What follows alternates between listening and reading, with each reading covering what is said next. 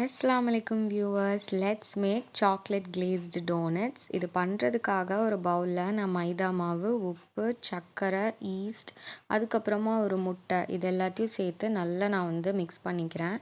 இந்த ரெசிபிக்கான detailed explanation and proper measurements உங்களுக்கு வேணும் அப்படின்னா கீழே ஃபுல் வீடியோ லிங்க் நான் டேக் பண்ணியிருக்கேன். கண்டிப்பாக போய் செக் அவுட் பண்ணி பாருங்கள்.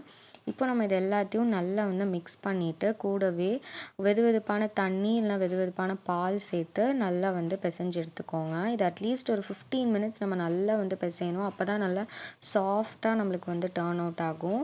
பாருங்கள், இந்த மாதிரி நல்லா ஸ்ட்ரெச்சியாக வரும். இப்போ இதில் நம்ம மறுபடியும் வச்சு நம்ம இது ஒரு 1 ஹவர் அட்லீஸ்ட் நம்ம ப்ரூஃபிங்காக வைக்கணும்.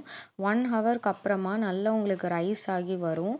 இப்போ பாருங்கள், நல்லா ஸ்ட்ரெச்சி அண்ட் எலாஸ்டிக்காக வந்திருக்கு. இப்படி தான் நம்மளுக்கு இருக்கணும். அப்போ தான் நம்ம டோனட்ஸ் நல்லா சாஃப்டாக நம்மளுக்கு கிடைக்கும். இப்போ நம்ம இதை ஈக்குவல் போர்ஷன்ஸாக பிரித்து டோனட் ஷேப்ஸ்க்கு கொண்டு வந்துடலாம்.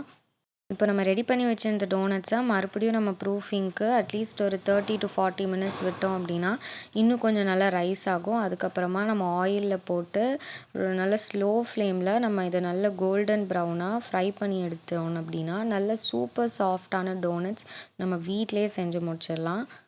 நீங்கள் இது இப்படியே கூட சர்வ் பண்ணிக்கலாம். அப்படி இல்லைன்னா கொஞ்சமாக பவுடர் சுகரில் அப்படியே கோட் பண்ணி சர்வ் பண்ணலாம். அப்படி இல்லைனா இந்த மாதிரி ஒயிட் சாக்லேட்டில் பிங்க் ஃபுட் கலர் சேர்த்துருக்கேன். இப்போ நம்ம இந்த டோனட்ஸை இதில் டிப் பண்ணி சூப்பரான ஒயிட் சாக்லேட் glazed டோனட்ஸாக கூட நீங்கள் சர்வ் பண்ணிக்கலாம். கண்டிப்பாக இந்த ரெசிபியை உங்கள் வீட்டில் ட்ரை பண்ணி பாருங்கள். உங்கள் ஃபீட்பேக்கை கீழே கமெண்ட்ஸில் ஷேர் பண்ணுங்கள். நம்ம சேனலுக்கு சப்ஸ்கிரைப் பண்ணிக்கோங்க.